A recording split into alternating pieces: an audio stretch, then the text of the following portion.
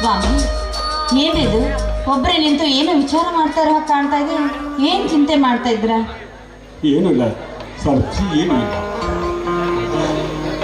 ಮನುಷ್ಯನ ಪಂಜರದ ಗಿಳಿ ಅಂತ ಮಾಡಿಬಿಡುತ್ತವೆ ಸಾವಿತ್ರಿ. ಪಂಜರದ ಗಿಳಿಯಂತೆ ಮಾಡಿಬಿಡುತ್ತವೆ. ಇತ್ತ ಮನ ಬಿಚ್ಚಿ ಹೇಳಿರ್ಲಿಕ್ಕೂ ಬಾರದು. ನೆಮ್ಮದಿಯಿಂದ ಬದುಕಲಿಕ್ಕೂ ಬಿಡುವುದಿಲ್ಲ ಸಾವಿತ್ರಿ, ಬದುಕಲಿಕ್ಕೂ ಬಿಡುವುದಿಲ್ಲ.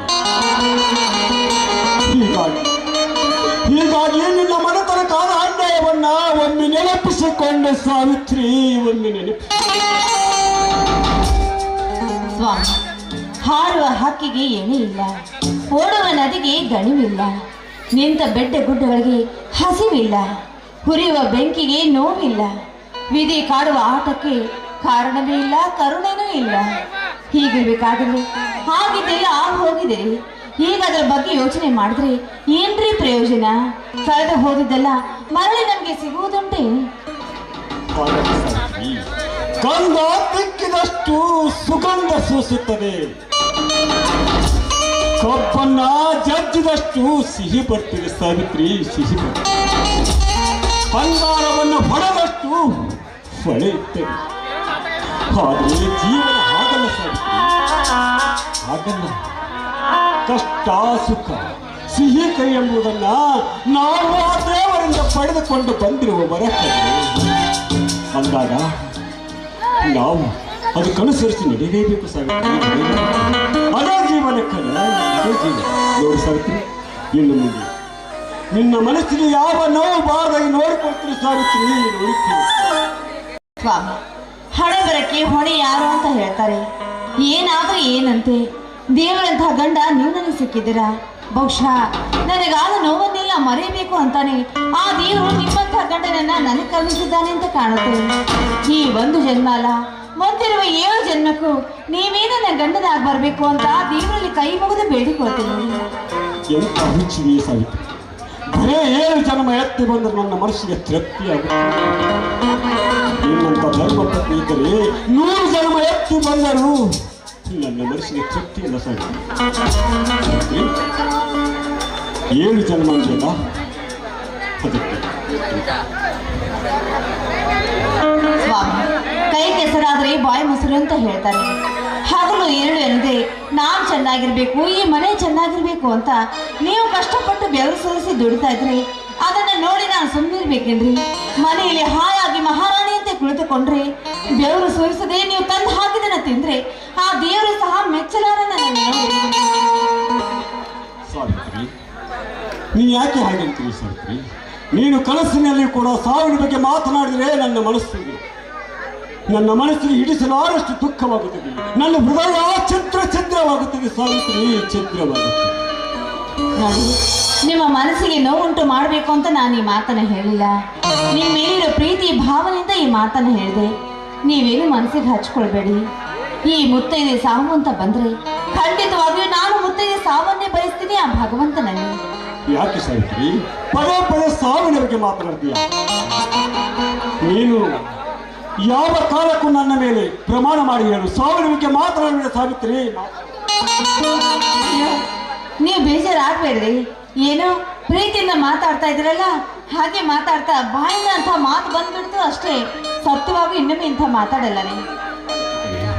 ಆಯ್ತು, ಇದೇ ತರ ನೀನು ಇನ್ನು ಯಾವ ಕಾಲಕ್ಕೂ ಮಾತಾಡಬೇಕು. ಹಾ, ಈ ನಿಮ್ಮ ಭಾವನಾತ್ಮಕ ಮಾತುಗಳನ್ನ ಕೇಳ್ತಾ ಇರೋ ವಿಷಯ ಹೇಳ್ಬೇಕು ಅಂತ ಬಂದಿದ್ದೆ, ಮತ್ತೆ ಹೋಯ್ತು ನೋಡಿ. ಅದು ಮುಖ್ಯವಾದ ವಿಷಯ ಹೇಳ್ಬೇಕು ರೀ ನಾ ನಿಮ್ಗೆ. ಅದು ಮತ್ತೆ ಅದು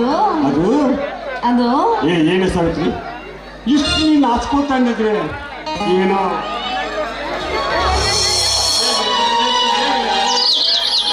ಸ್ವಲ್ಪ ಇರಿ. ಮತ್ತೆ ನೀವು ತಂದೆ ಆಗ್ತಾ ಇದ್ದೀರಾ. ಎಂತ ಸಂತೋಷದ ವಿಷಯ ಹೇಳಿ ಸಾವಿತ್ರಿ. ಅಂದರೆ ನೀನು ನನ್ನ ಮಗುವಿಗೆ ತಾಯಿ ಆಗ್ತಾ ಇದ್ದೀನಿ. ನನ್ನ ವಾರಸುದಾರಿಗೆ ಜನ್ಮ ನೀಡುವ ಜನ್ಮದಾತೆ ಸಾವಿತ್ರಿ.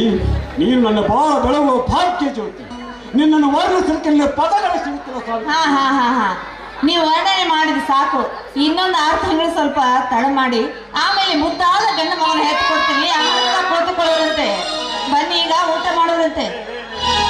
ಏನ್ರಿ ಇಲ್ಲ ಕಣೆ, ಇಂಥ ಸಂತೋಷದ ವಿಷಯಗಳೇ ಹಾಗೆ ಹೊರಟು ಹೋದ್ರೆ ನಾನಲ್ಲ ಕಣೆ, ನಿನ್ನ ಗರ್ಭದಲ್ಲಿ ಬೆಳೆದಿದ್ದೇನಲ್ಲ ಅವರಿಗೆ ಕೋಪ ಬರುತ್ತೆ ಕಣೆ. ನನಗೋಸ್ಕರ ಆಡಿದ್ರು ಆ ಮಗುವಿಗೋಸ್ಕರ ಆಡಿದ್ರು ಹೊರಬರಲೇ ಒಂದು ಮಧುರವಾದ ಚೆನ್ನಾಗಿದೆ ನಿಮ್ಮ ಮಾತು.